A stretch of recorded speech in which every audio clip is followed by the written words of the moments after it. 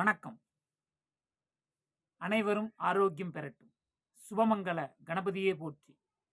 குரோதி வருடத்திய சனிப்பெயர்ச்சி பலன்கள். ஆங்கில வருடம் 2025 மார்ச் மாதம் 29ஆம் நாள் சனி பகவான் கும்பத்திலிருந்து மீனத்திற்கு பெயர்ச்சியாகின்றார். இப்பெயர்ச்சியை அக்ஷயா ஜோதிடம் சேனல் வழியாக வழங்குவதில் பெருமகிழ்ச்சி அடைகின்றேன்.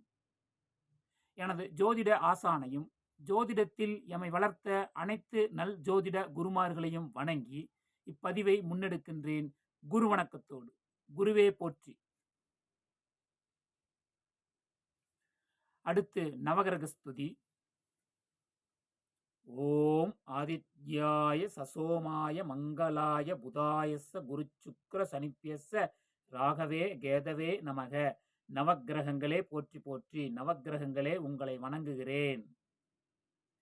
பொதுவாக ஜோதிடத்தில் கிரகப் பெயர்ச்சி, அதிலும் குறிப்பாக வருட கிரகப் பெயர்ச்சி பிரதானமாக பார்க்கப்படுகின்றது. ஜோதிட கிரகங்களில் சுபம் அசுபம் என இரு பிரிவுகள் உண்டு. அதில் சுப கிரகங்கள் சுப பலனையும் அசுப கிரகங்கள் அசுப பலனையும் தரும். இது ஜோதிடத்தின் பொது விதியாகும். சனி பகவான் ஒரு அசுப கிரகமாவார்.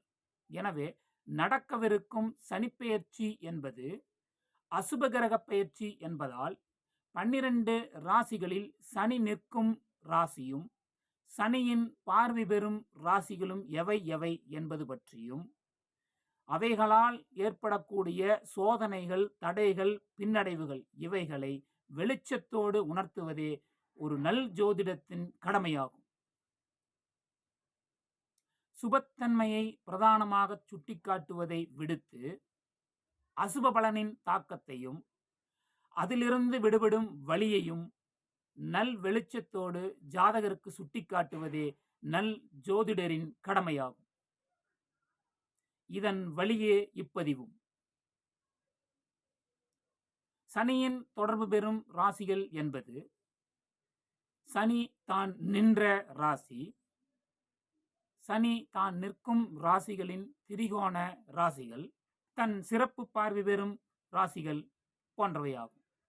எந்த ஒரு கிரகமும் தான் நிற்கும் ராசிக்கு திரிகோண ராசிகளில் தொடர்பு பெறும்.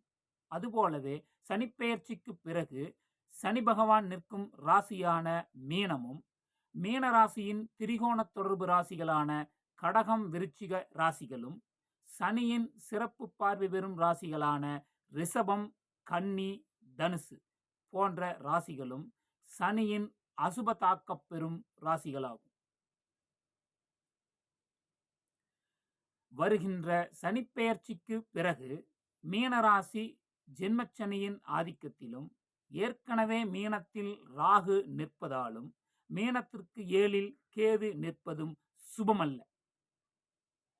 இதன் திரிகோண ராசியான கடகத்தின் பாக்கியஸ்தானத்தில் சனியும் பாக்கியஸ்தான அதிபதி குரு பகவான் தனது பெயர்ச்சிக்கு பிறகு கடகத்திற்கு 12ல் மறைவதும் கடகத்திற்கு 2ல் கேது பகவான் பெயர்ச்சியாவதும் சுபமல்ல.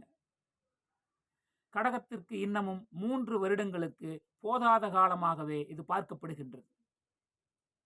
மற்றொரு திரிகோண ராசியான விருச்சிகத்திற்கு 5ல் சனி பகவானும் விருச்சிகத்திற்கு 10ஆம் இடமான சிம்மத்தை கேது நெருங்குவதும் சிம்மத்திற்கு 8ஆம் இடத்தை சனி நெருங்குவதும் சுபமல்ல. சனிப்பெயர்ச்சிக்கு பிறகு தனது 3ஆம் பார்வை பெறும் ராசியான ரிஷபத்திற்கு தான் யோகரே என்றாலும் ரிஷப வீட்டில் சூரிய சந்திர செவ்வாய் இவைகளின் நட்சத்திர ஆளுமை உள்ளதாலும் ரிஷபம் சந்திரனின் உச்ச வீடு என்பதாலும் சனி பகவான் ரிஷபத்திற்கு தனது பார்வையால் அசுபத்தையே தருவார். ரிஷபத்திற்கு 2ல் குரு பகவான் பெயர்ச்சியாவதால் பாதிப்புகள் சற்று குறைய வாய்ப்பு உண்டு. தற்பொழுது கேதுவின் பிடியில் இருக்கும் கன்னிராசிக்கு சனி பகவான் நட்பு எனும் பொழுதிலும் தனது பெயர்ச்சிக்கு பிறகு கண்டச்சனியாகவும் அஷ்டமச்சனியாகவும் அடுத்தடுத்து தனது அசுப நகர்வுகளை அரங்கேற்றுவார்.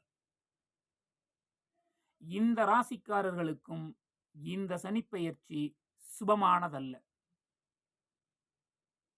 சனி தனது 10ஆம் பார்வையால் தனுசு ராசியை பார்த்தாலும், குரு பெயர்ச்சிக்கு பிறகு தனுசு தனது ராசிநாதனின் பார்வையை பெறுகிறது.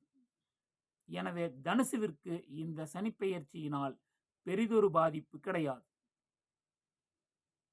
இறுதியாக இவை அனைத்திற்கும் மேலாக சனிப்பெயர்ச்சிக்கு பிறகு சிம்ம ராசிக்கு அஷ்டமத்தில் சனி நின்றும், சிம்மத்திற்குள் கேது பகவான் நுழைவதும் சுபமல்ல.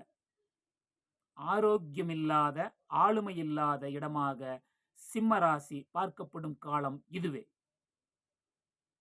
ஆதலால் மேலே குறிப்பிடப்பட்ட 7 ராசிக்காரர்களும் சனி பகவானால் ஏற்படக்கூடிய பாதிப்புகளையும், சோதனைகளையும், தடைகளையும் முறையாக கிரக வழிபாடு கொண்டு அவைகளை சுபமாக கடக்க வேண்டுமெனில் தங்களது ஜாதகத்தை நல் ஜோதிடரிடம் காண்பித்து நற்பரிகாரத்தை முன் செல்வதே மிகவும் சிறப்பான பணியாகும். எனவே அசுபம் களைந்து சுபம் தொடுக்க, சுபம் வளர்க்க நல் ஜோதிடம் வழி நடப்போமாக எனச் சொல்லி இப்பதிவை இனிதாக முடிக்கின்றேன். சுபமே வருக, சுபமே தருக.